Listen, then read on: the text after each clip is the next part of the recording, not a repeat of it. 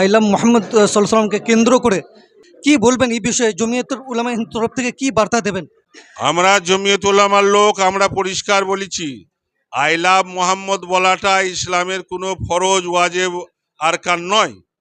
অতএব এটাকে কেন্দ্র করে বিবাদীরা, যারা নাশকতামূলক কাজ করছে, তারা যখন সুযোগ নিচ্ছে, অতএব তাদের এই সুযোগ যাতে না দেওয়া হয়, তাদের খপ্পরে যেন না পড়ে, তার জন্য সতর্ক থাকতে হবে। আর যেখানে এরকম ব্যানার টাঙানো হচ্ছে বা হয়েছে, সেটা খোলার কোনো প্রয়োজন নেই। সেই খুলতে যাওয়াটা মানেই হচ্ছে চাদরের আড়াল থেকে বিবাদ তৈরি করা।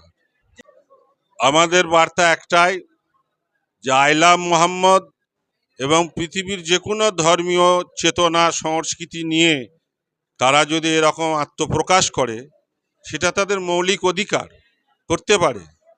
কিন্তু দুর্ভাগ্য হচ্ছে উত্তরপ্রদেশ, সেখানে এমন একটা শাসক আজকে তাদের মাথার উপর রয়েছে, যে শাসকের ইশারায় সেখানে উৎপাত করার জন্য এক শ্রেণীর মানুষকে তারা তৈরি করেছে, দিয়ে তাদেরকে আজকে বিশৃঙ্খল পরিস্থিতি সৃষ্টি করে আই লাভ মোহাম্মদের ওপর এজেন্ডা না করে ভাঙচুর এবং সেখানে পথ অবরোধ এটা সৃষ্টি করা হচ্ছে, দিয়ে তাদের ওপর ওই রকম ওই ভাঙচুর, পথ অবরোধ আর লুটদরাজ এরকম কেস দিয়ে তাদেরকে নিয়ে গিয়ে জেলে পুরে দেওয়া হচ্ছে। এটা একটা চক্রান্ত, এছাড়া কিছু না।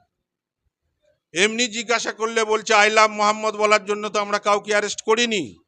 আই লাভ মোহাম্মদ বলার পরে এরা এত আবেগপ্রবণ হয়ে গেছে যে রাস্তাঘাট, পথ অবরোধ, ভাঙচুর এরা করছে, কিন্তু তা তারা করেনি। তারা আই লাভ মোহাম্মদ বলেছে, প্রতিবাদীরা তারা প্রতিবাদ করতে এসে সংঘর্ষ হচ্ছে। তার মানে আই লাভ মোহাম্মদকে কেন্দ্র করে একটা বিবাদ তৈরি করা হচ্ছে, কৃত্রিম বিবাদ। সেই বিবাদের অপরাধী হিসেবে দেখারে জেলে নিয়ে যাওয়া হচ্ছে।